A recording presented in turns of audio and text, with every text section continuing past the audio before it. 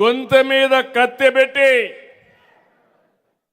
తెలుగుదేశాన్ని వదిలిపెట్టమంటే జై తెలుగుదేశం జై సిబిఎన్ అని ప్రాణాన్ని వదిలిపెట్టిన పార్టీ, కార్యకర్తలున్న పార్టీ.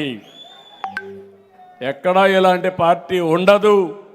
అలాంటి పార్టీ నేను ఒకటే మిమ్మల్ని అందరినీ ఈరోజు కోరుతున్నా, నా జీవితంలో తెలుగు ప్రజలకు రుణపడున్నా, తెలుగుదేశం పార్టీ కుటుంబ సభ్యులకు రుణపడున్నానని మరొకసారి విజ్ఞప్తి చేస్తున్నా.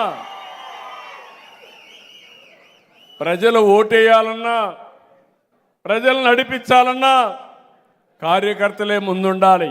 మంది ప్రజాస్వామ్య దేశం.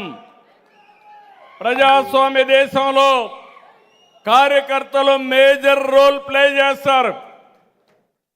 ఈరోజు తెలంగాణలో హైదరాబాద్ నగరాన్ని అభివృద్ధి చేశాం. మనం చేసిన పని మీరు చూస్తే దేశంలో నెంబర్ 1 రాష్ట్రంగా తెలంగాణ ఉందంటే, హైయెస్ట్ పర్ క్యాపిటా ఇన్కమ్ వచ్చిందంటే ఆ 9 సంవత్సరాలు సమైక్య ఆంధ్రప్రదేశ్లో నేను ముఖ్యమంత్రిగా ఉన్నప్పుడు జరిగింది. నేను ముఖ్యమంత్రి కావడానికి కారణం తెలుగుదేశం పార్టీ కుటుంబ సభ్యులు, మీ త్యాగాలు, మీ కష్టార్జితం అని చెప్పి కూడా నేను మీకు తెలియజేస్తున్నా. అలాంటి కార్యకర్తల్ని ఈరోజు ఉండడం నా అదృష్టంగా నేను భావిస్తూ, నేను ఒకటే మిమ్మల్ని కోరుతున్నా,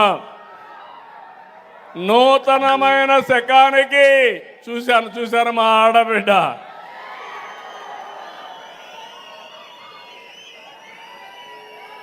రాబోయే రోజుల్లో ఈ రాష్ట్రంలో మా ఆడబిడ్డలు కూడా